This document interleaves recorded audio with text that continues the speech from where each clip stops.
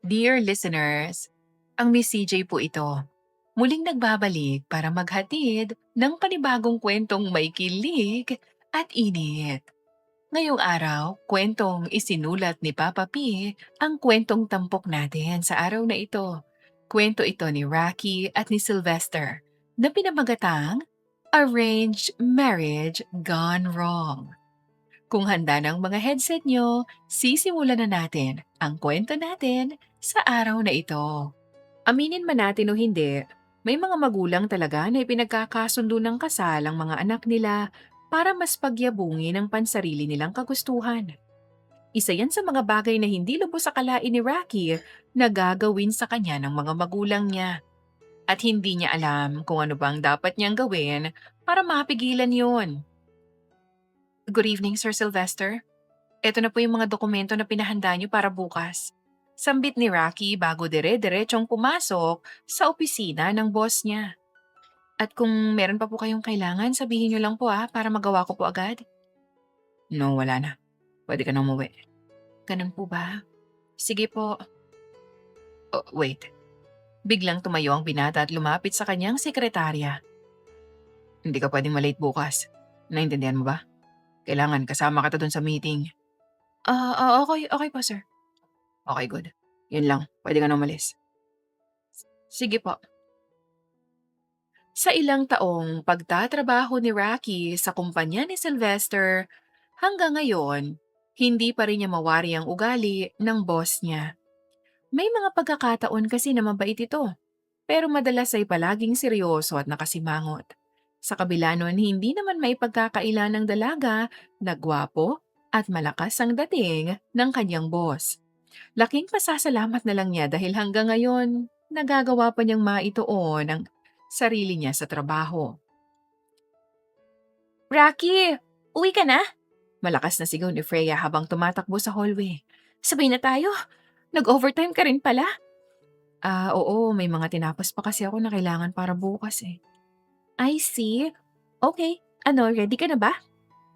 Saglit lang. Ayusin ko lang yung mga gamit ko. Sige, sasamahan na kita. Nagtungong magkaibigan sa pwesto ni Rocky. Nagpatuloy sila sa pagkukwentuhan habang abala ang dalaga sa pag-aayos ng kanyang mga gamit. At nang matapos ay agad rin naman silang umalis. Hanggang sa biyahe nilang dalawa ay magkasabay pa rin sila dahil magkalapit lang naman ang mga bahay nila. Naghiwalay lamang ang magkaibigan dahil magkaibang kanto ang kanilang papasukan pauwi sa kani-kanilang mga bahay.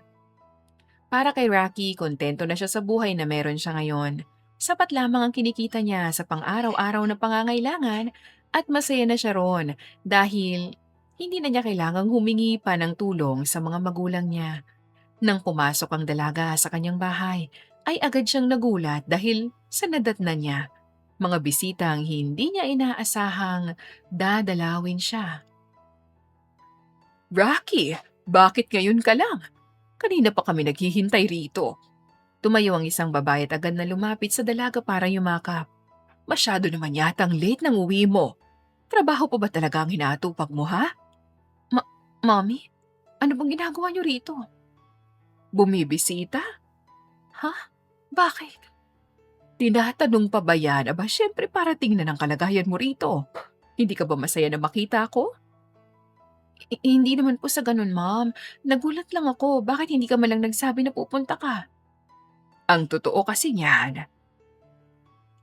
Rocky, anak, kamusta ka? Dad? Nandito ka rin? Teka, anong meron? Anong kailangan niyo? Bahagyang tinapik ng babae ang balikat ng kanyang anak. Ano ka ba namang bata ka? Bumibisita nga lang kami ng dad mo. No, hindi naman kayo basta bumibisita sa akin kung wala kayong kailangan eh. Sabihin niyo na nga agad kung anong pakay niyo rito.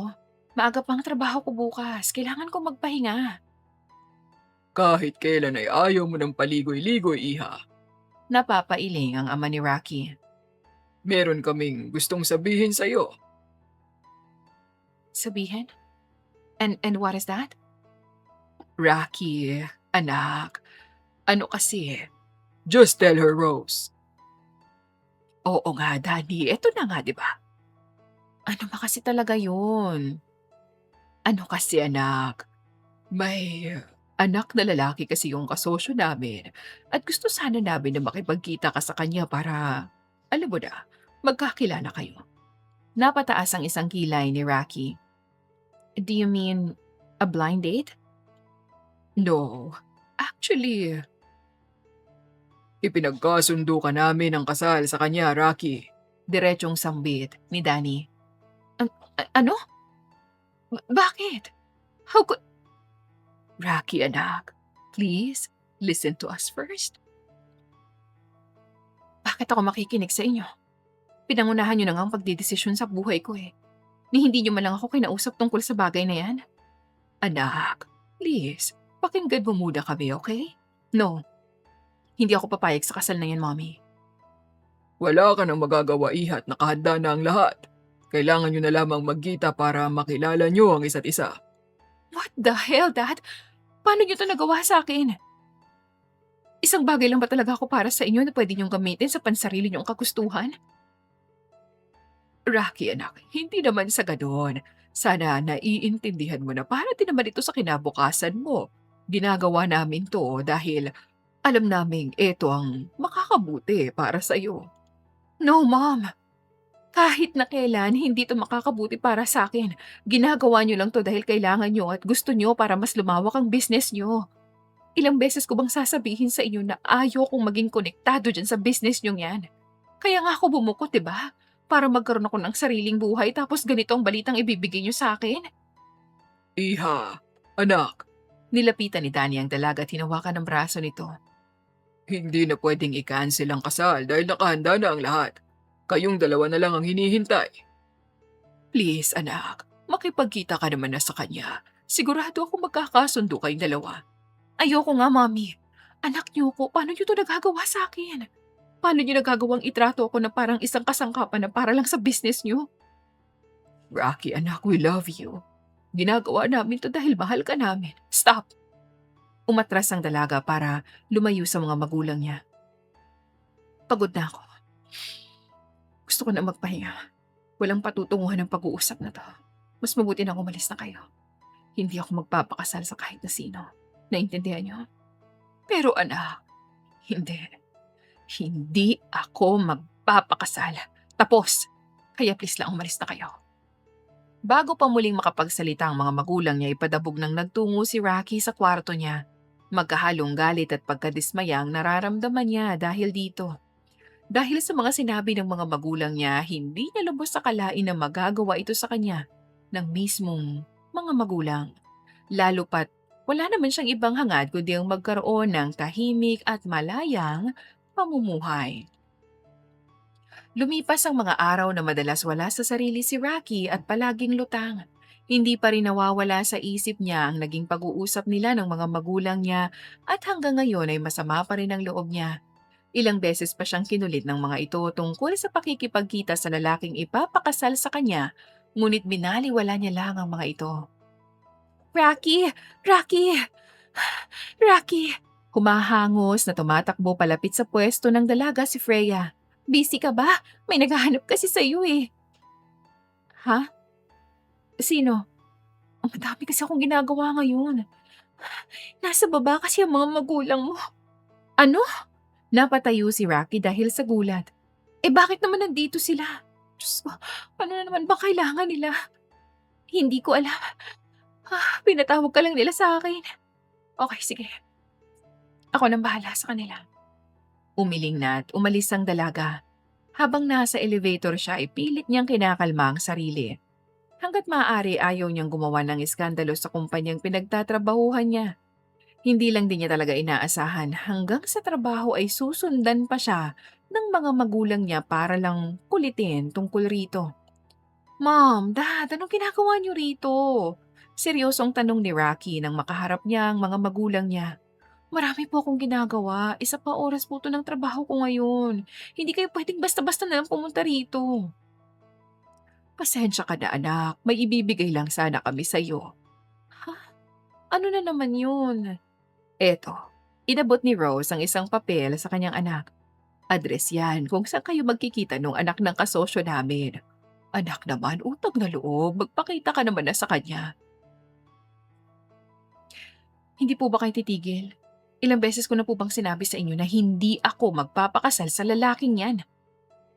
Wala ka nang magagawa, Rocky. Sa ayaw mo man o sa gusto mo ay magpapakasal kayo. Sinasayang niyo lang ang oras ko. Huwag na ulit kayo pupunta rito sa trabaho ko ha, kung yan lang naman ang pakay niyo.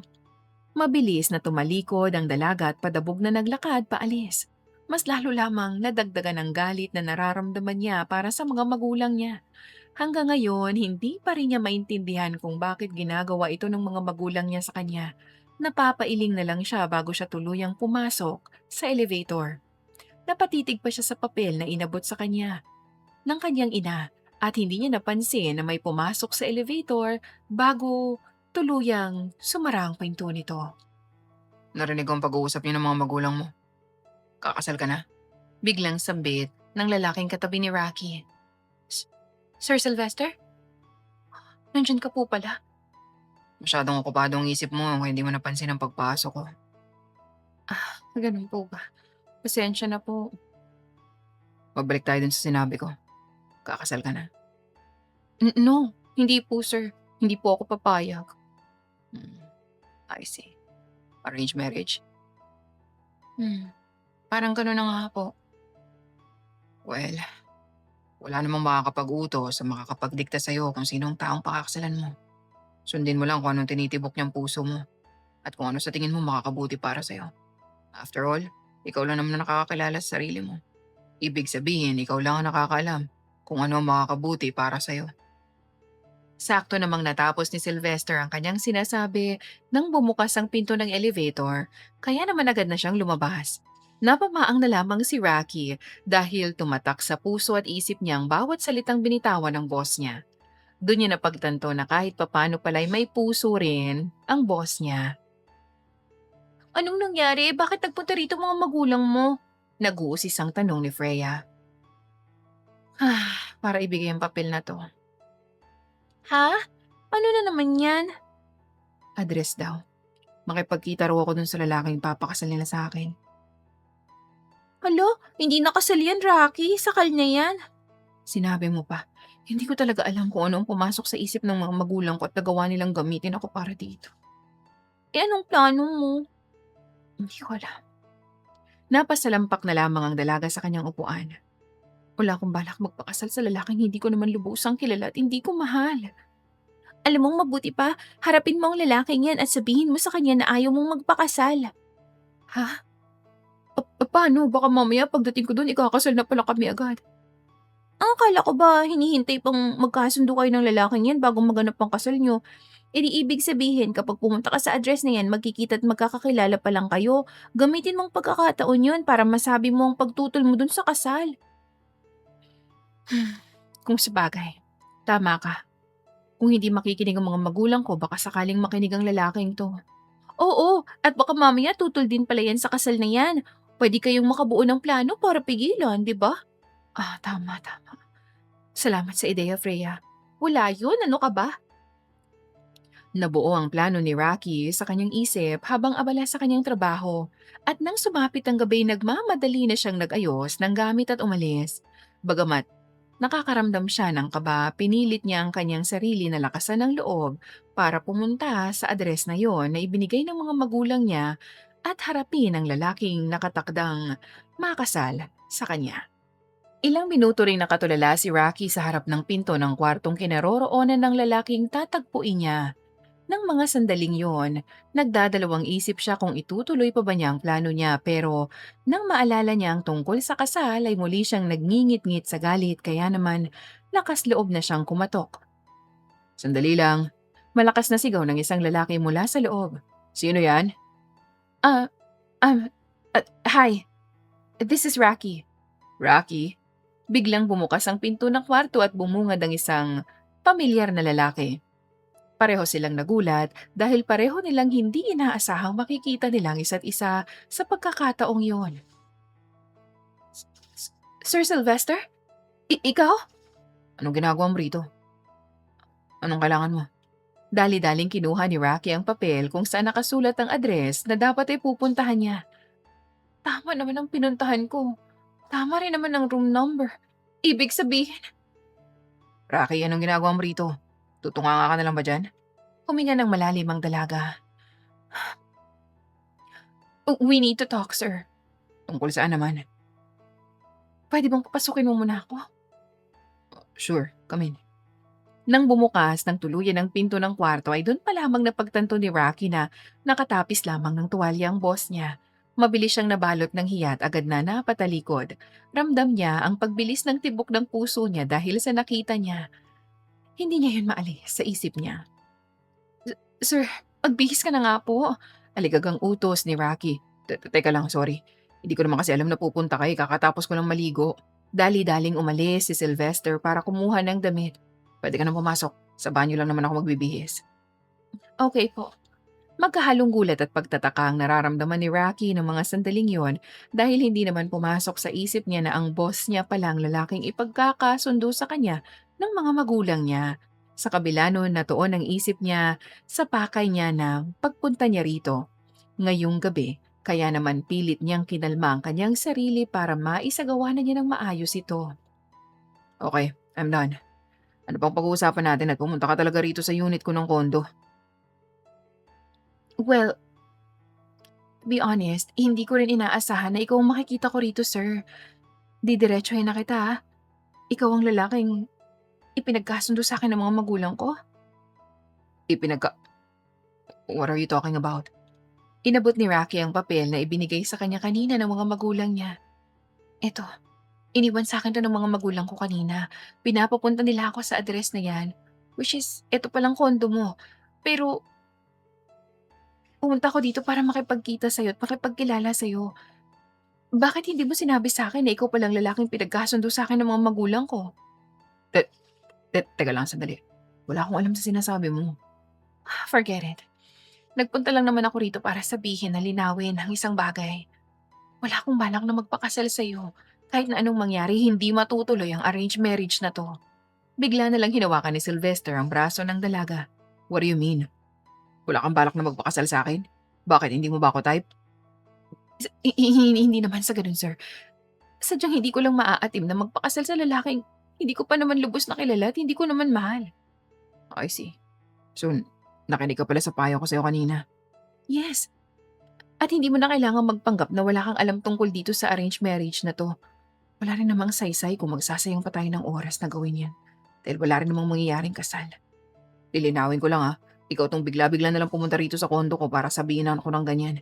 Rocky, wala akong alam sa sinasabi mong arranged marriage mo na yan. Hindi ko alam kung bakit ito ang address na binigay sa'yo ng mga magulang mo. Ang mabuti pa, sila muna ang kausapin mo tungkol dyan. Ha? Kung, kung ganun bakit ikaw nandito sa address na to? Aba malay ko, kondo ko to, kaya ito ang address ko. Napasa po na lang sa noo si Rocky habang unti-unti siyang kinakain ng kahihiyan. Parang umurong tuloy ang dila niya dahil gustuhin man niyang magsalita ay wala man lang lumalabas mula sa bibig niya. Dumadagdag pa sa kaba niya ang seryosong tingin ng boss niya sa kanya. Ako sir, sorry sir, naguguluhan pa rin ako hanggang ngayon eh. Maupo ka nga muna. Apo? Ang sabi ko maupo ka. Kailangan mo ng kausap tungkol dyan sa problema mo. Mariing na umiling ang dalaga. Nako, hindi na po. Nakakaabala na po ako masyado. Aalis na lang po ako. No, I insist. Ngayon ko lang to gagawin, Rocky, kaya maupo ka na. Saka mo ikwento sa akin kung ano ba talaga yung arranged marriage na pinoproblema mo. Pero, huwag ka na magpumilit, okay? Wala naman tayo dun sa kumpanya eh. And I'm still your boss. Makinig ka sa utos ko. Napalunok na lamang ang dalaga dahil ganitong-ganito ang ugali ng boss niya kapag galit na ito. Nag-aalinlangan man ay wala na siyang nagawa kundi ang pumayag. Naupo siya sa sofa pagkatapos ay pinanood pa niyang maghanda ng maiinom si Sylvester bago ito lumapit sa kanya at naupo sa tabi niya. So, magkukwento ka na ba o magtititigan lang tayo rito? Ay, oo nga pala. Pasensya na po. Bagamat nag-aalinlangan, humugot ng lakas ng loob si Rocky para magkwento sa boss niya. Hindi niya lubos sa kalain na sa lahat ng mga taong malapit sa kanya, mismong kay Sylvester pa siya magkukwento tungkol sa ganitong bagay. Kahit papano naman ay gumaan ang loob niya dahil nagawa niyang ilabas ang lahat ng sama ng loob niya sa mga magulang niya. So ang ibig mong sabihin kaya nagpunta rito ay para makipagkita dun sa lalaking gustong ipakasal sa'yo ng mga magulang mo? Kunot noong tanong ni Sylvester. Opo, sir. Ang gusto ko talagang gawin, kausapin siya at sabihin sa kanya na ayoko magpakasal sa kanya. Baka sakaling tutol din pala siya sa kasal na yun. Tapos makaisip kami ng plano para pigilin 'to. Tinanong mo na ba ang mga magulang mo kung ano ang dahilan at naisipan nga nilang pagkasundo sa kasal? Umiling si Rocky. Hindi. Hindi na ako nagkaroon ng pagkakataon para itanong ang mga bagay na yan dahil mas inuna ko ng tumanggi at tumutol sa gusto nilang mangyari. Eh baka naman may malalim na dahilan ng mga magulang mo kaya nila na ginawa yan. Kahit na po, sir, kahit gaano pa kalalim ang dahilan na yan, hindi dapat nila pinangungunahan ng tungkol sa bagay na yan. Kinabukasan ko nang nakakasalalay dito ah. May sarili naman akong desisyon at mga pangarap sa buhay ko. Parang tinanggalan na nga nila ako ng kalayaan dahil doon sa ginawa nila eh. Well, I totally understand your point, Rocky. So anong plano mo ngayon? Napabuntong hininga ang dalaga. Hindi ko pa rin po alam. Ang gusto ko lang talaga mapigilan ang kasal na yun. Kailangan mo ba ng tulong ko? Po, ano naman pong matutulong niyo sa akin, sir? Well, actually, madami. Ha? Hindi ko po maintindihan ang sinasabi niyo. Nangunot ang noo ng dalaga saka umayos siya ng upo para mas matingnan ng boss niya. Sir, paano niyo po ako matutulungan? I have a plan. Ang tanong lang ay kung willing ka bang gawin to. Ano pong plano yan? Napalunok na lang si Rocky dahil sa kaba na unti-unting bumabalot sa kanya. Ang bawat salitang binibitawan ng boss niya ay pinakikinggan niya ng maigi hanggang sa tuluyan na niyang maunawaan ang plano nito. May pag-aalinlangan man sa puso ng dalaga ay wala siyang nagawa ng mga sandaling yon kundi ang sumang-ayon at pumayag sa plano ni Sylvester para tulungan siya. Ang tanging hangad niya lang ay mapigilan ng kasal na pinipilit sa kanya ng mga magulang niya. Lumipas ang mga araw na madalas tulala at wala sa sarili si Rocky. Kahit ang mga kaibigan niya ay nahahalata ng pagiging lutang lalo sa trabaho. Hindi kasi nawawala sa isip niya ang plano nila ng boss niya at mas kinagulat niya ang pagbabago ng pakikitungo nito sa kanya sa loob ng kumpanya. Ano na namang tripong pinagagawa mo, pre? Nagtatakang tanong ni Jiro sa kanyang kaibigan. Bakit parang nagbago ng pakikitungo mo dyan sa sekretarya mo? Pwede bang huwag ka na makialam? Naguguluhan lang ako, Sylvester. Kilala na kita eh. Alam ko wala kang pakialam sa babaeng yan pero sa nakikita ko ngayon, malaki ang pinagbago mo ah. Ano meron dyan sa Rocky na yun ha? Bakit bigla ka na nagbago? Anong nangyayari sa pagitan yung dalawa? Para it's none of your business. Sabihin mo na lang sa akin kung bakit mo ginagawa to at bakit pumasok ka sa sitwasyon na yan. Well, she needs help. Ginagawa ko lang yun para tulungan siya. Para saan? Para ano? Anong mapapala mo sa pagtulong sa kanya? I told you, kilala na kita. Hindi mo gagawin yan kung wala kang mapapala rito. Just mind your own business, Jiro. Alam ko kung anong ginagawa ko. Maaari mong itago sa akin o kahit sa sino tong dahilan mo pero hindi mo matatago yan sa sarili mo, pare. Napailing na lang si Sylvester dahil sa sermon ng kaibigan. Natuon naman ang tingin niya sa folder na hawak niya at sa kabinasa ang laman nun. Napamaang na lamang siya nang malaman niya ang katotohanan sa likod ng arranged marriage ni Rocky. Mas lalo tuloy siyang naging desidido na tulungan ito. Okay, fine. Magpasalamat ka talaga dahil kaibigan kita. Nagpasalamat na ako, di ba? Yeah, right. At nang makaalis si Jiro, doon na nagpakawala ng sunod-sunod na buntong hininga ang binata. Hindi pa rin siya makapaniwala sa mga nalaman niya at sigurado siyang mas mawiwindang si Rocky kapag nalaman nito ang totoo. Hindi tuloy malaman ni Sylvester kung ano bang dapat niyang gawin ng mga sandaling yon. Sa kabilang banda naman, inabalan na lang ni Rocky ang kanyang sarili dahil hanggang ngayon ay paulit-ulit pa rin bumabalik sa isip niya ang naging pag-uusap nila ng boss niya at ang nabuo nilang plano. Hindi niya lubos akalain na tutulungan siya ni Sylvester at mas lalong hindi pumasok sa isip niya na eto pa ang magmumungkahi ng plano nilang dalawa. Rocky, hoy! Rocky!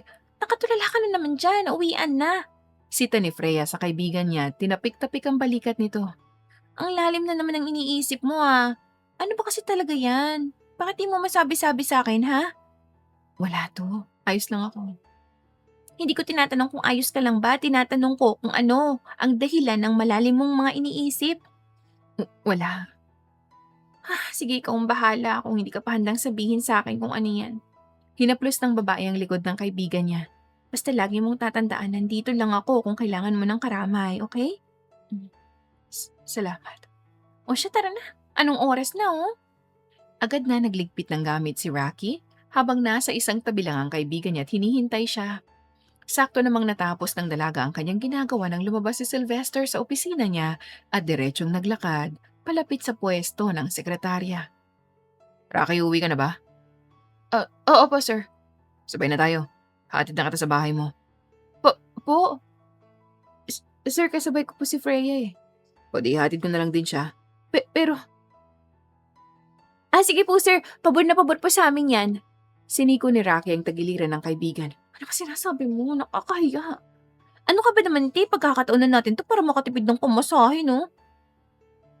Huwag kayo mag-alala, wala naman ako ibang gagawin. Ayos lang sa akin na hatid kayo pa uwi. Isa paggabi na rin, delikado na sa inyo magbiyahe. Maraming salamat, sir. Agad na pinigilan ni Rocky ang kaibigan niya. Akma itong lalapit sa boss niya para yumakap. Tama na. Hindi na kailangang yumakap. Ang protective naman ito kay Sir, te. Girlfriend ka? Napairap na lang ang dalaga ngunit napansin na niya ang palihim na bungis-ngis ng boss niya. Ramdam niya ang init na umakyat sa mukha niya kaya naman dali-dali siyang tubalikod at nauna nang naglakad paalis. Sa hindi maipaliwanag na dahilan ay bigla na lang bumilis ang tibok ng puso niya dahil sa sinabi ni Freya. Kaya naman mas mabuti na lamang na naunang maglakad ito para hindi na yun mapansin ng boss niya. Rocky, wait! Malakas na sigaw ni Freya at saka humabol sa kanyang kaibigan. Bakit pa nagmamadali ka? Uwing-uwi ka na ba? Hindi naman sa ganon. Nasa loob pa si Sir, oh. Ikaw bang magmamaneho ng kotse niya? Napairap na lang ang dalaga. Kung ano-ano pa kasing sinasabi mo sa harap ni Sir, nakakahiya. Nagbibiro lang naman ako, no? Mukhang ayos lang din naman kay Sir, di naman siya nagalit. Tigil-tigilan mo ng mga ganyang biro kapag si Sir ang kaharap natin, ha? Naintindihan mo? Oo na.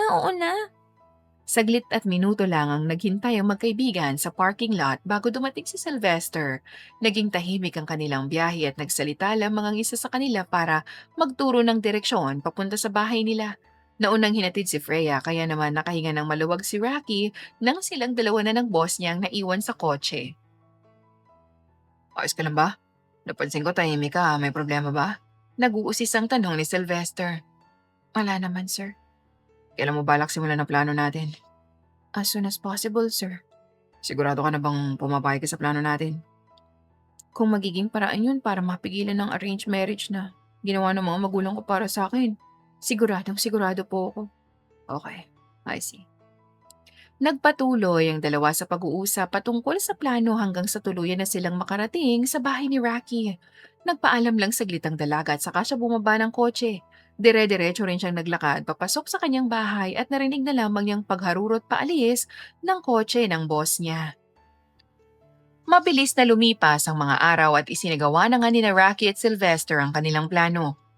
Bagamat patago nilang ginagawa yon upang maiwasan ang pagkaroon nila ng issue sa kumpanya, kahit papano unti-unti silang nagiging malapit sa isa't isa. Alam mo bang gumaganda ka kapag nakangiti ka? Biglang sabit ni Sylvester habang pinagmamasdan niya ang dalaga. Sa dami ng taong narito ngayon sa mall, masasabi kong namumukod tangi ka. Binubola mo ba ako, sir?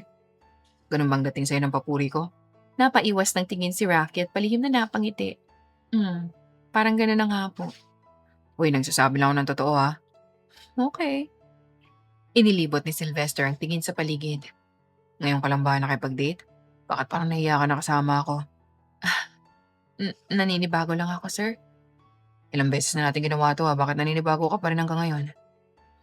Ngayon lang naman po tayo namasyal sa mall. Madalas kasi kumakain lang tayo sa mga restaurant, diba? I see. Huwag ka mag-alala. Masasanay ka rin kung talagang desidido kang pigilan ng arranged marriage mo, mas dadalasan natin ang pagde-date natin. Ha? Bakit naman mas dadalasan pa natin? Para mas makilala natin ang isa't isa. Sa ganung paraan, mas magiging komportable tayo sa isa't isa. Di ba binabalak mo ipakilala ko sa mga magulang mo bilang nobyo mo? Paano kapag nakalata sila nagpapanggap lang tayo? Aba, ang lahat ng to, plano natin para pigilan ang arranged marriage mo, di ba? Kung sa bagay, may point ka nga, sir. O, isang bagay pa pala.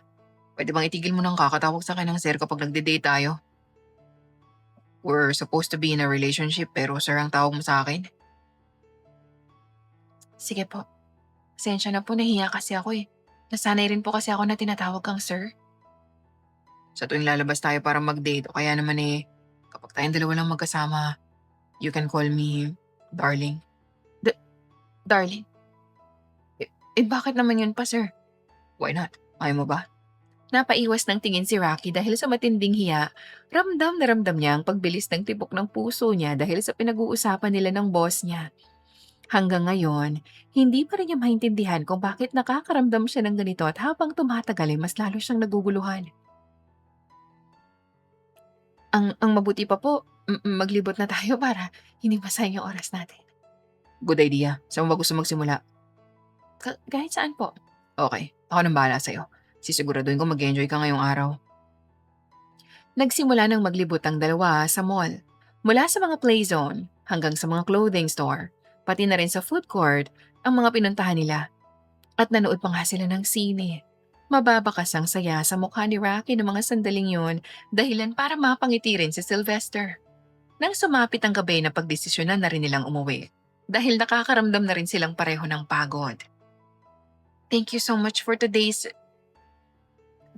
darling pala. No worries, darling. Basta ikakasaya mo, bibigay ko sa'yo. Bumaba sa kotse si Sylvester at agad na umikot sa kabilang bahagi para pagbuksan ng dalaga. Nag-enjoy ka naman ba? Siyempre naman. Ngayon lang ulit ako nakapamasyal sa mall eh. Okay, good. Kung gusto mo, mas madalas tayong mamasyal sa mall. Kahit naman ayos lang sa akin. E di mabuti kung ganun, ayos lang din sa akin kahit saan tayo mamasyal. Basta ikaw ang kasama ko. Nangunot ang noon ni Rocky at mabilis na napailing at napabaling ng tingin sa kanyang boss. At anong pong ibig mong sabihin? Wala. Okay.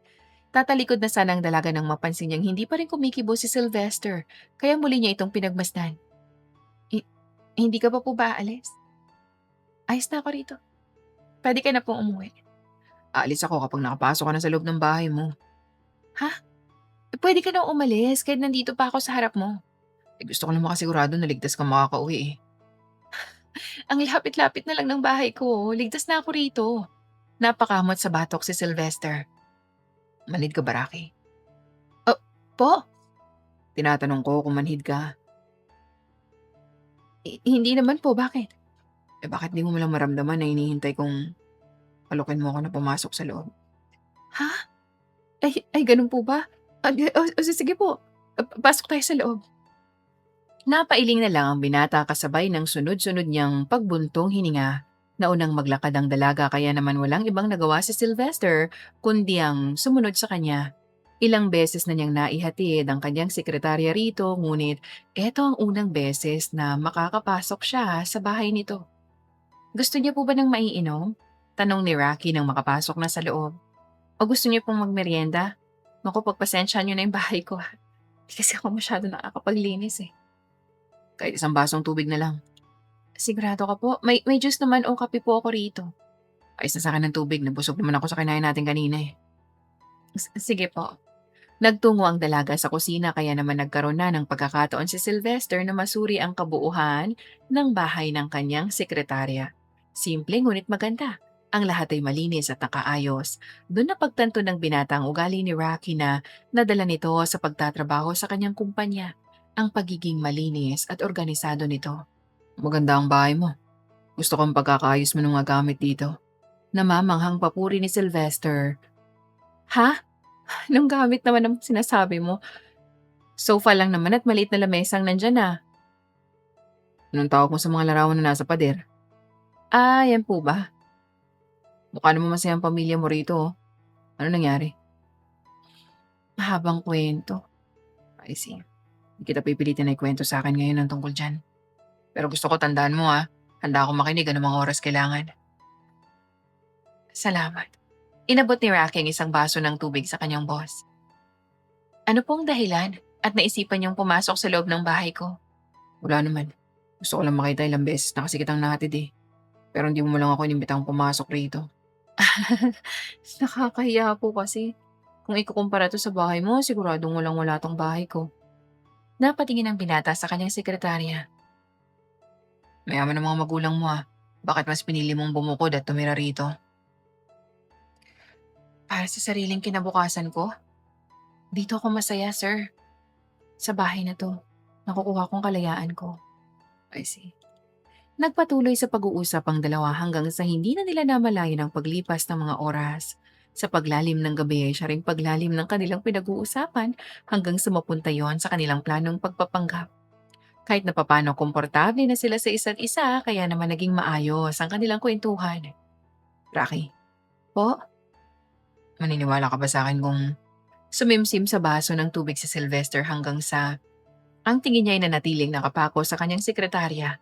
Maya-maya lang umayos na ito ng upo at saka ipinatok sa mesa ang baso. Kung sasabihin ko sa'yo na nahuhulog na ako sa'yo. Hindi na itago ng dalaga ang kanyang pagkagulat, ngunit pilit niyang tinago ang pilit niyang pagtawa. Nagbibiro ka pa, sir. Imposibleng mangyari yan. Ano naman ang magiging dahilan para magustuhan mo ako, di ba? Marami. Maraming dahilan para magustuhan kita, Rocky. Nako sir, hindi naman magandang biro yan. Hindi ako nagbibiro. At ilang beses ko na bang dapat sabihin sa'yo na itigil mo na yung kakatawag mo sa akin ng sir. Ay, sorry. Seryoso ako. Nahulog na ako talaga sa'yo, Rocky. Eh baka gusto na talaga kita eh. Pero, pakinggan mo muna ang sasabihin ko bago ka kumontra. Tumayo si Sylvester saka lumapit sa dalaga. Huminto siya sa mismong harap nito bago tumungo para tingnan ito ng diretso. Hindi ko alam kung kailan to, kailan ko to nasimulang maramdaman. Pero ngayon sigurado na ako. Nagugustuhan na kita, Rocky. Nahulog na ako sa'yo. Bakit? Bakit sinasabi mo sa akin to ngayon? Dahil ayokong magsisi ako sa huli kung hindi ko sasabihin sa'yo yung totoo ko nararamdaman. Kaya pa tinutulungan mo ako? Siguro. Hindi ko rin alam. Katulad nga ng sinabi ko, hindi ko alam kung kailan to nagsimula. Matagal ka na nagtatrabaho bilang sekretarya ko. Nang malaman ko ang problema mo, bigla ko na lang din naisip na tulungan ka. Pero bakit ginagawa mo lahat ng to? Dahil ayokong makasal ka sa iba, Rocky. Napamaang ang dalaga at saka diretsong nilabanan ng mga titig sa kanya ng boss niya. Bigla na lang kumalabog ang dibdib niya dahil sa bilis ng tibok ng puso niya. Unti-unti na rin nilalamon ng init ng katawan at mukha niya. Maya-maya lang tumayo siya ngunit agad namang hinawakan ni Sylvester ang kamay niya. Hindi ko kailangan ng sagot mo ngayon mismo Ang gusto ko lang sabihin sa'yo nararamdaman ko para alam mo. Hindi rin ako nagmamadali. Alam ko biglaan lahat ng to pero ayoko lang talaga magsayang ng panahon hanggang sa tuluyan na akong mauli.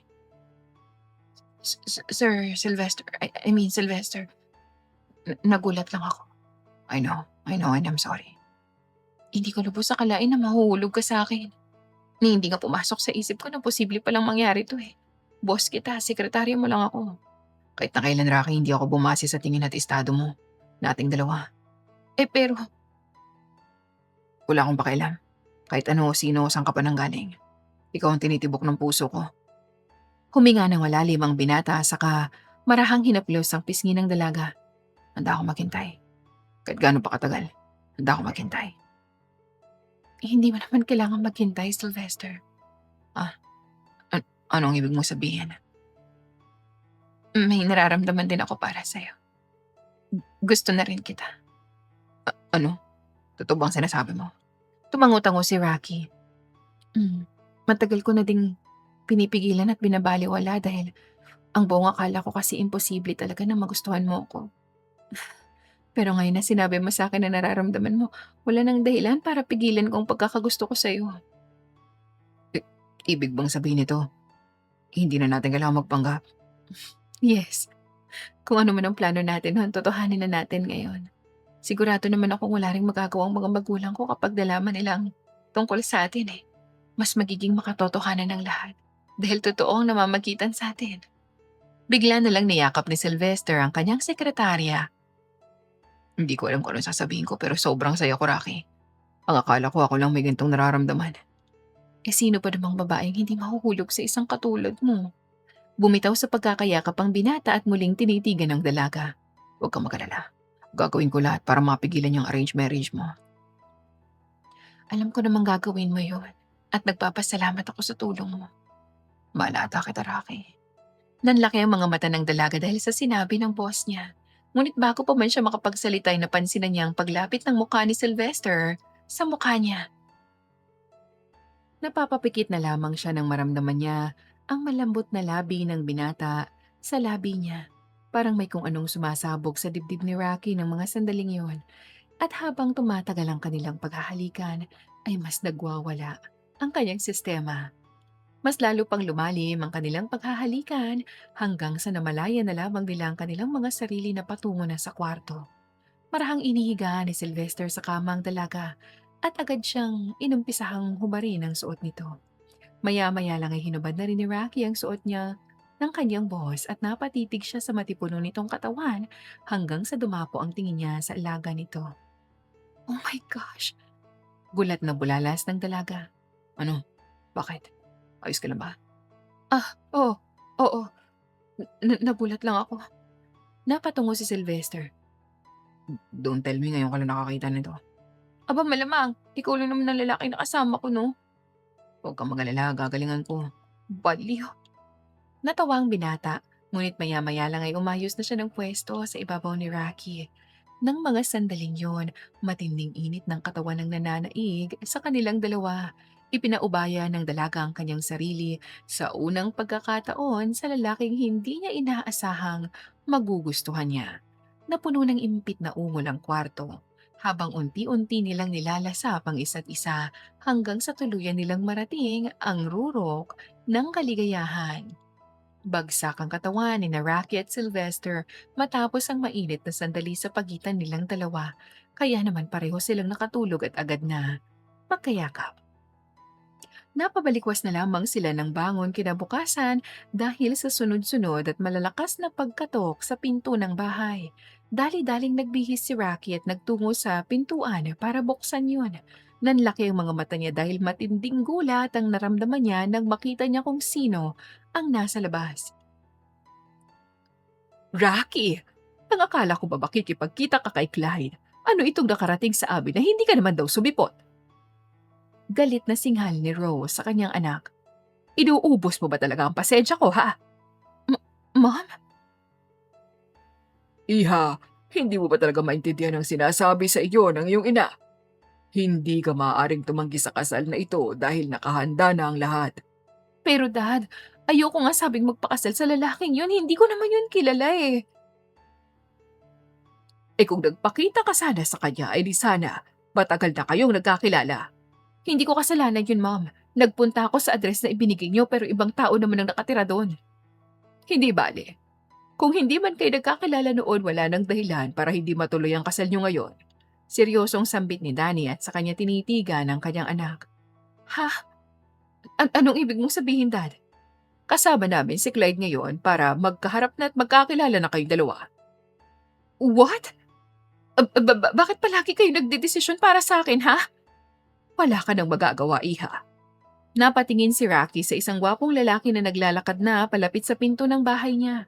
Malawak ang ngiti ng kanyang labi habang unti-unti siyang palapit hanggang sa matuon na ang tingin niya sa dalaga. Kumindat siya dahilan para mapangiwi si Rocky. Hi, ako nga pala si Clyde. Kung hindi ako nagkakamali, ikaw si Rocky, tama ba? Mukhang totoo ang sinabi ng mga magulang mo. Maganda ka sa personal. Hi, I'm not interested. Rocky! Mom, ilang beses ko bang sasabihin, ayoko nga magpakasal sa kanya, bakit ba paulit-ulit yung pinagpipilitan sa akin yan, ha? Hindi mo kasi naiintindihan, iha. Kahit na kailan hindi ko talaga kayo maiintindihan dahil wala naman kayong sinasabi sa aking dahilan. Ang gusto niyo bang mangyari, pumayag na lang ako sa kasalang to kahit wala man lang akong kaalam-alam? Darling, what's happening? Nagtatakang tanong ni Sylvester habang kinukusot-kusot ang kanyang mga mata. Bakit sumisigaw ka? Sinong kaaway mo dyan? Sylvester, Rocky, anong ibig sabihin ito? Bakit may kasama kang lalaki rito sa bahay mo? Hinablot ni Rose ang braso ng kanyang anak. Talaga bang ayaw mong sumunod sa mga sinasabi namin? Sinisira mo ang lahat. Aray ko, Mom, nasasaktan ako. Rocky! Agad na nilapitan ni Sylvester ang dalaga nang makita niyang nangyayari at hinila ito palapit sa kanya. Mawalang galang na ho. Pero hindi niyo po dapat sinasaktan si Rocky ng ganito. Sino ka ba para makialam dito, ha? At anong relasyon mo sa anak ko? I'm her boyfriend and soon-to-be husband. You're what? Nanlilisik ang mga mata ni Danny sa kanyang anak. Totoo bang sinasabi nito, Rocky? Yes, Mom. Boyfriend ko siya, mahal ko siya at siya lang ang lalaking pakakasalan ko. How dare you? Sinisira mo ang lahat ng plano ko. Eto na lang ang maitutulong mo sa pamilyang meron ka, hindi mo pa magawa. First of all, ikaw ang may gusto sa buwisit na kasal na yan, Mommy. Hindi mo ako tinanong, hindi mo ako kinausap, hindi mo ako hiningan ng opinyon. Pagkatapos ngayon magagalit ka sa akin dahil ayoko sundin ang utos mo. Anak mo nga ako, pero hindi ako isang bagay na pag-aari mo at ikaw masusunod sa buhay ko. Bastos ka. Sasampalin na sana ni Rose ang anak nang biglang humarang si Sylvester at sinalo nito ang kamay niya. Walang mababakas na emosyon sa mukha ng binata. Nabaling ang tingin niya kay Rose na maya-maya lang ay nilapitan ni Danny hanggang sa mapadpad na yun kay Clyde. Matanda na ho kayo. Mukha namang hong may pinag-aralan. Sana naisip niyo na hindi niyo maaaring diktahan ang buhay ng anak niyo, let alone pangunahan ang mga desisyon niya. Wala kang alam. Kaya wag kang nakikialam. Umiling si Sylvester pagkatapos ay saka siya napangisi. Alam ko ang dahilan kung bakit yung ginagawa to. Alam ko kung bakit yung pinipilit si Rocky na magpakasal sa lalaking yan. Napaatras si Rose habang gulat na nakatitig sa binata. At anong sinasabi mo? May utang ang kumpanya niyo sa kumpanya ng mga magulang ng lalaking yan, tama ba? At ang paraan para makabayad kayo ay pagkasundo niyo sa kasal si Rocky sa lalaking yan. Paano? Mom? Totoo bang sinasabi ni Sylvester? Paano mo nalaman ang tungkol dyan, iho? Ang address na binigay niyo kay Rocky ay address ko kung saan ako nakatira. Nagpunta siya ron at kaming nagkita kaya naman sinabi niya sa akin ang lahat. Doon kami nakaisip ng plano para mapigilan ang kasal na pinipilit niyo sa kanya. At nang dahil sa plano namin, pinaimbestigahan ko kayo. At doon ko nalaman ang lahat, pati ang tungkol sa utang niyo. Mom? Bakit hindi niyo sinabi sa akin na may utang kayo? Paano nangyari yun? Napahagulhol na lamang si Rose ng mga sandaling yun. Agad naman siyang niyakap ni Danny at inalalayang makatayo. Kitang-kita ang awa sa mukha ni Rocky habang pinagmamasdan niyang mga magulang. Unti-unti nakakaramdam na siya ng pagsisisi dahil sa matinding pagtutol niya sa arranged marriage na pinipilit sa kanya ng mga ito. Kapag sinabi namin sa iyo ang totoong dahilan, alam naming hindi ka magdadalawang isip na tumulong. Alam naming papayag ka kaagad sa arranged marriage na yon. Ha? Hindi ko maintindihan, Mommy, Daddy. Kung ipinagkakasundo niyo ako sa kasal na yan, bakit parang ayaw niyo na pumayag talaga ako? Dahil alam naming gustong-gusto mo ng kalayaan. Hindi ba't kaya ka nga bumukod para makalaya ka? Kung ganun, bakit pinipilit niyo sa akin ang kasal na yan? Huminga ng malalim si Rose at sa kanya tinitigan ang kanyang anak. Para mas lalo ka maging desidido na gumawa ng paraan na mapigilan yon. At mukhang tama naman ang ginawa namin. Nabaling ang tingin niya kay Sylvester. Ang lalaking ito ang naging solusyon para mapigilan yon. Tumabi ang binata sa kanyang sekretarya. Aminin ho namin na plano talaga namin magpanggap nung una. Kagabi lang din talaga kami umamin sa isa't isa tungkol sa nararamdaman namin. Ibig sabihin, Opo, Miss Rose. Mahal ko po ang anak niyo at mahal niya rin ako. di mabuti. Mabuti kung gano'n. Bigla na lang pumalakpak si Clyde habang nakaukit ang isang mapang-asar na ngisi sa labi. O, bago kayo magsaya, huwag niyo sanang kalimutan na hindi niyo maaaring i-cancel ang kasal namin ni Rocky. No, itigil na natin to, Clyde. Haharapin ko ang mga magulang mo. Huli na ang lahat. Dalawang bagay na lang ang maaari niyong pagpilian. Ang matuloy ang kasal namin o mapunta sa amin ang kumpanya niyo. Bigla na lang nilapitan ni Rocky ang lalaki at walang pag-aalinlangan niya itong sinampal. Ang kapal ng mukha mo. Tingin mo ba matatakot mo kami sa pagbabanta mo? What the? Baliw ka na ba? Gusto mo bang masaktan? Agad namang hinila ni Sylvester ang dalaga palayo sa lalaki. Ano? Mananakit ka ng babae? Huwag ka masyadong mayabang, Sylvester. Kahit na ano pang gawin mo, hindi mo mapipigilan ang kasal namin. Sa akin mapupunta si Rocky. Magkano? Ha? Magkano ang utang ng pamilya nila sa'yo? Napataas ang kilay ni Clyde pagkatapos ay parang baliw na tumawa. Babayaran mo? Sigurado ka kaya mo?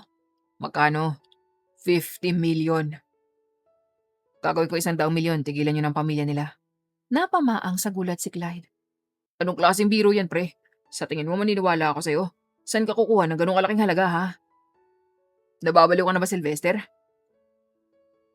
Sylvester, hindi mo kailangang gawin yan.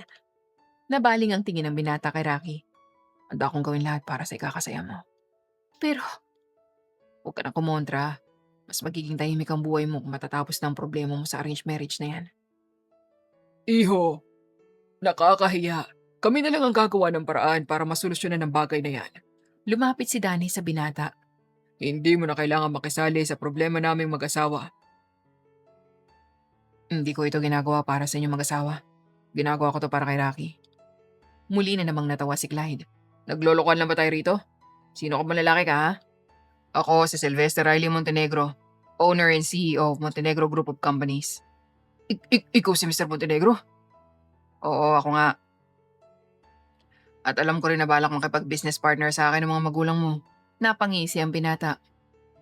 Hindi na mangyayari yan. Teka lang, sandali. Pag-usapan muna natin to. Montenegro. Wala na tayong dapat pag-usapan. Pumasok si Sylvester sa loob ng bahay at dumiretso siya sa kwarto ni Rocky. Maya-maya lang ay bumalik siya sa labas, hawak-hawak ang isang papel. Ito ang tseke. Nagkakahalaga ito ng 100,000,000. Kapag nalaman ko pa na ginugulo mong pamilya ni Rocky sa kulungan na kayo pupulutin. Sylvester. Hinawakan ng binatang magkabilang balikat ni Rocky. Let's go inside. Naiwang nakamaang si Clyde sa labas. Nang pumasok sina Sylvester at Rocky, pati na rin ang mga magulang ng dalaga. Galit siyang napatitig sa hawak niyang tseke bago padabog na umalis. Hindi naman maipaliwanag ni Rocky ang nararamdaman niya nang magkaharap sila sa loob. Lamang ang hiya sa kanya dahil sa ginawa ng boss niya.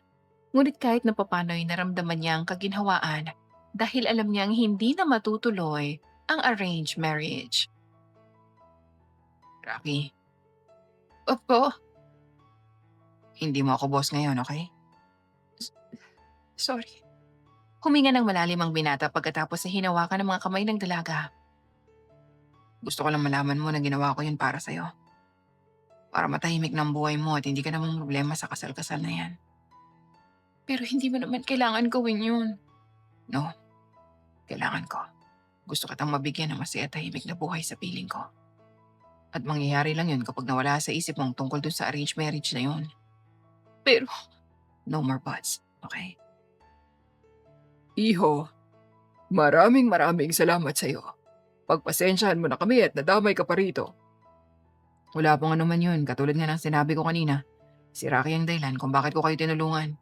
Mahal ko po ang anak niyo at seryoso ako sa kanya. huwag kang mag-alala, iho. Hindi kami tututol sa relasyon yung dalawa. Mom, Dad. Tama ang sinabi ng ama mo, Rocky. Wala kaming balak na pigilan ang relasyon yung dalawa. Nilapitan ni Rose ang kanyang ina. Patawarin mo ako, anak, sa nagawa ko. Aaminin kong isang malaking pagkakamali yun. Kilala kita, anak. Alam kong gagawa ka ng paraan para pigilan yun. At hindi nga ako nagkamali. Masaya ako dahil nagawa mong pigilin ang kasal na yun. Napabuntong hininga na lamang ang dalaga. Paano tayo nakakasigurado na titigil na ang pamilyang yun? At saka, paano ba kayo nagkautang sa mga yun? Nagsimula ng magkwento sina Rose at Danny sa mga nangyari kung bakit humantong sa arranged marriage ang lahat. Hindi makapaniwala si Danny sa mga nalaman niya. Magkahalong awat pagkadismaya ang bumalot sa kanya habang nakikinig siya sa mga magulang. Hindi niyo na po kailangang mag-alala. Titigilan na kayo ng pamilya ni Clyde. Seryosong sambit ni Sylvester. Iho, maraming salamat talaga. Babayaran ka namin kahit paunti-unti, babayaran ka namin. Hindi na ako kailangan yun, sir. Tito na lang ang itawag mo sa akin. Sige po. Pero hindi niyo na po ako kailangan bayaran. Tita, tito, sapat na ho sa akin na magtulungan. Na matulungan ko rin ang babaeng mahal ko. Bigla na lang niyakap ni Rocky ang binata. Dahilan para magulat ito. Hindi na mapigilan ng dalagang pagpatak ng kanyang luha at maya-maya lang ay impit na siyang humihikbi. Hindi niya lubos akalain na gagawin ito sa kanya ng boss niya at mas lalong hindi naman niya lubos akalain na mamahalin siya nito ng ganito. Alam mo, mahal na mahal din kita, Sylvester. Napangiti ang binata. Mas mahal na mahal kita.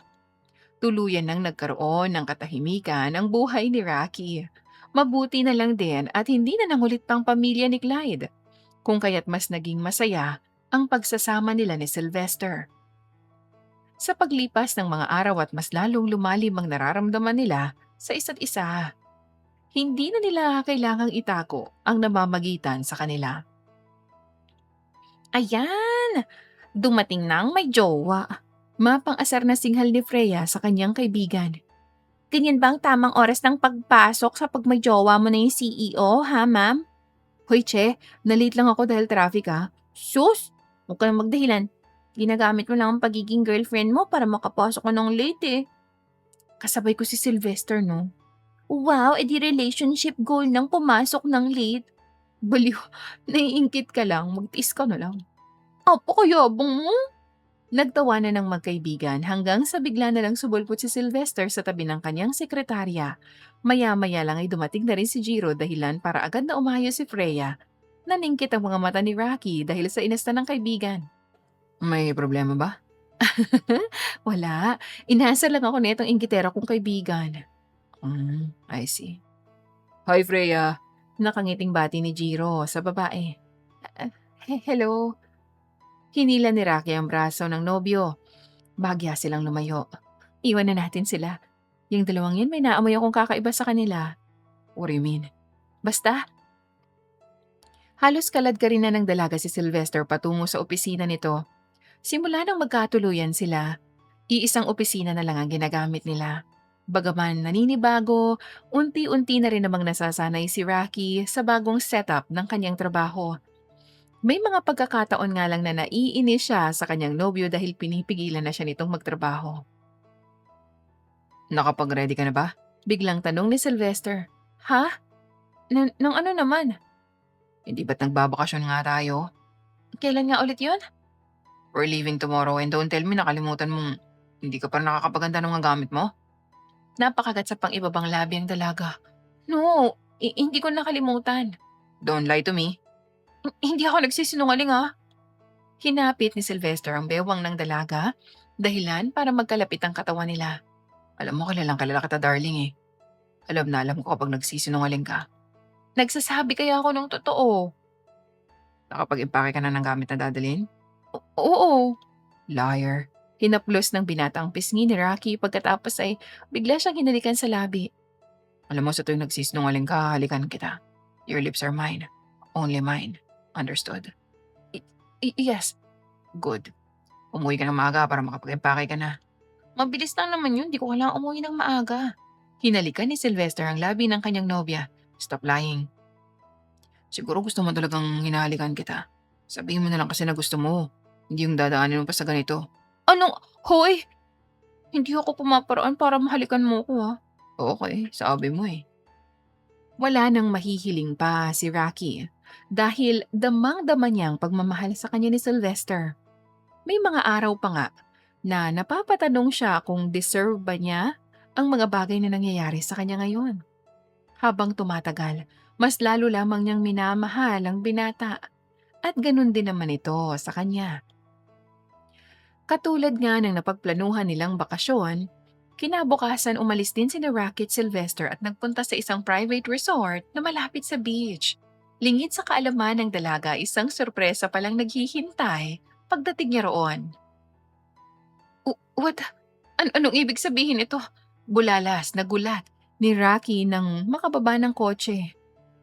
Wait lang. Wait lang, Sylvester. Nakikita mo ba yung nakikita ko? Yeah. Ano to?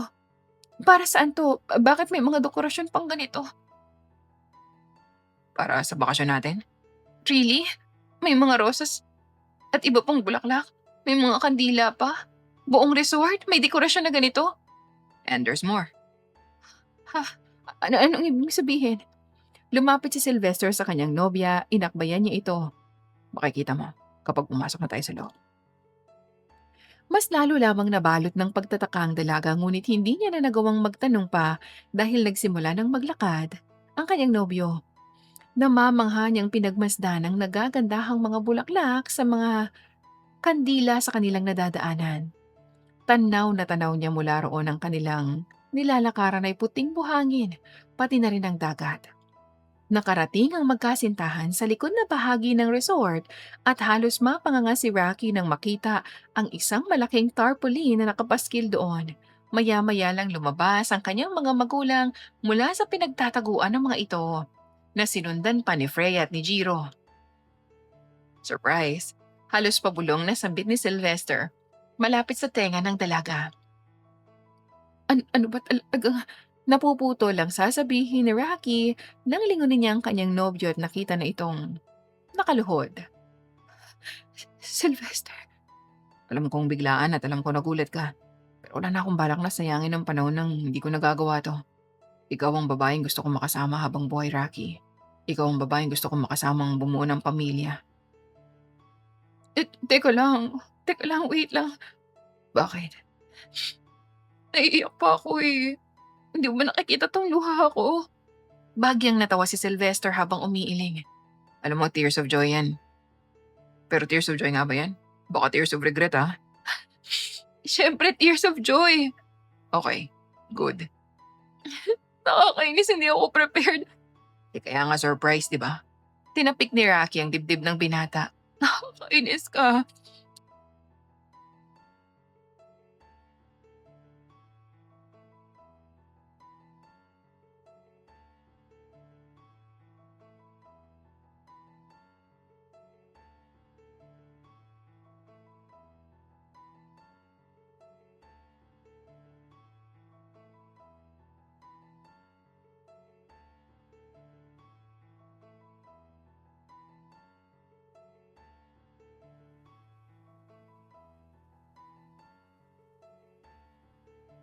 Hanggang ngayon. Yes. Luha ang saad ni Rocky. I will marry you, Sylvester. Agad na tumayo ang binata at niyakap si Rocky. Thank you. Thank you so much. I love you. I love you too. Umugong ang malalakas na palakpakan ng mga magulang ng dalaga sa pangunguna na rin ni Freya at ni Jiro. Marahang isinuot ni Sylvester ang singsing sa daliri ni Rocky habang nakatitig sila sa isa't isa. Hindi maipaliwanag na sayang nararamdaman nila ng mga sandaling yon. Ngunit bago pa man sila muling makapag-usap ay bigla na lang hinila palayo ni Freya ang kanyang kaibigan. Teka lang, saan mo ako dadalhin, te?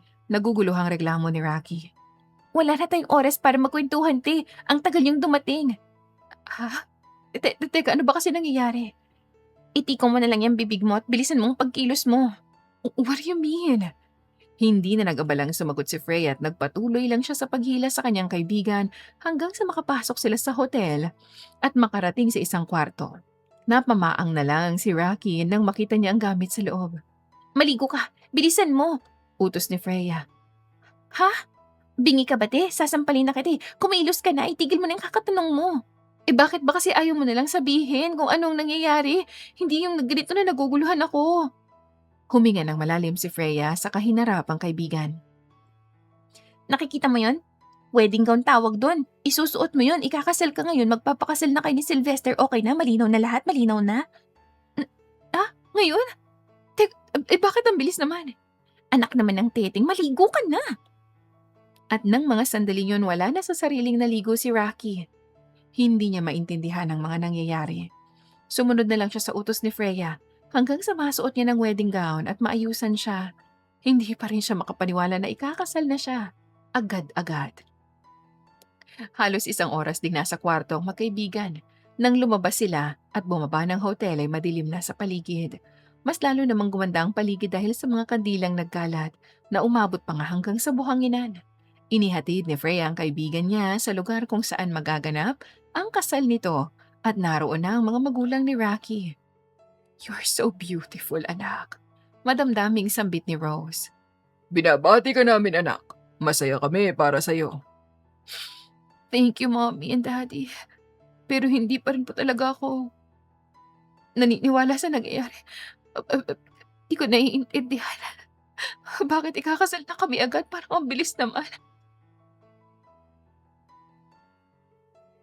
Nakahanda na kasi ang lahat ng ito, Rocky. Ha? Paano po? Mabilis kumilos si Sylvester, iha. Mukhang mahal-mahal ka talaga niya at ayaw ka niyang pakawalan na. At bago pa man muling makapagsalita si Rocky ay bigla na lang tumugtog ang isang malumanay na musika. Sinyales na simula na ng seremonya ng kasal. Beach wedding, isa sa mga pangarap ng dalaga na ngayon ay matutupad na. Marahang naglakad si Rocky papunta sa unahan kung saan nakatayo at naghihintay si Sylvester. Kasabay niya sa kanyang tabi ang kanyang mga magulang. Unti-unti nang namumuo ang mga luha sa kanyang mga mata habang papalapit siya ng papalapit sa lalaking makakasama niya habang buhay. Iho, ikaw na ang bahala sa anak namin.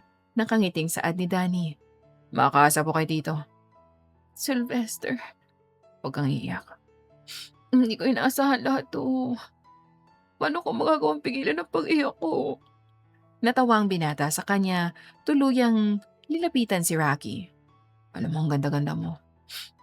Bolero, pakasal naman na ako. Binabola mo pa ako eh. Nagsasabi ako ng totoo. Okay, fine. Do you like it? Of course. Paano mo nalaman na gusto ko ng beach wedding?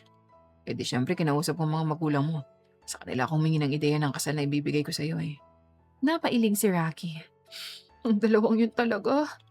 Napatigil sila sa pag-uusap nang dumating na ang pare at agad na nagsimula sa seremonya ng kasal.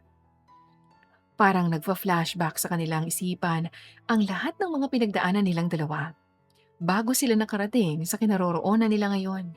Sa kabila ng lahat ng nangyari, silang dalawa pa rin talagang nakatadhana sa huli. Hindi na nila namalayan ang paglipas ng ilang minuto at oras. Sylvester Riley Montenegro, tinatanggap mo ba ang babaeng ito bilang iyong asawa? Biglang tanong ng pare. I do, Father. Rocky Faith Solem, tinatanggap mo ba ang lalaking ito bilang iyong asawa? I do, Father. Pilit na pinigilan ni Rocky ang pag-agos ng kanyang mga luha nang humarap siya kay Sylvester. Malalim ang naging tinginan nilang dalawa. Bakas ang labis na pagmamahal para sa isa't isa. Maya-maya lang hinawakan ni Sylvester ang kamay ng babae at bahagya itong hinalikan. You may now kiss the bride. Napangisi si Sylvester. Paano ba yan? Mahalikan mo na naman ako ha. Ay, wawa, ako lang ba may gusto? Siyempre gusto ko rin.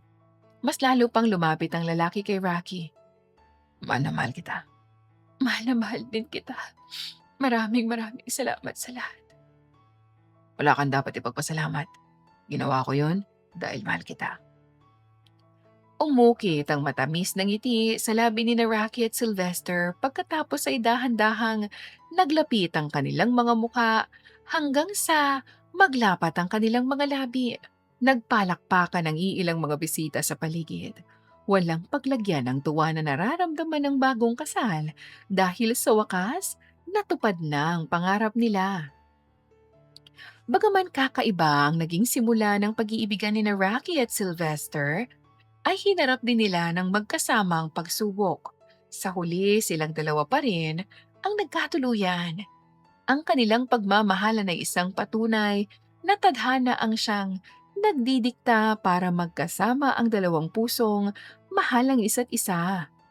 Sino nga bang mag-aakala na ang noon ay naka-arranged marriage na si Rocky sa lalaking hindi naman niya nakikilala, pero ngayon ay ikakasal na kay Sylvester na siyang nagpapatibok ng puso niya. Ang pinagdaanan nila ay isang patunay na may iba't ibang paraan ng tadhana para dalhin tayo sa taong nakatakda para sa atin. Basta't wag lamang mawawala ang pag-asa at dapat ay manatiling naniniwala sa pag-ibig.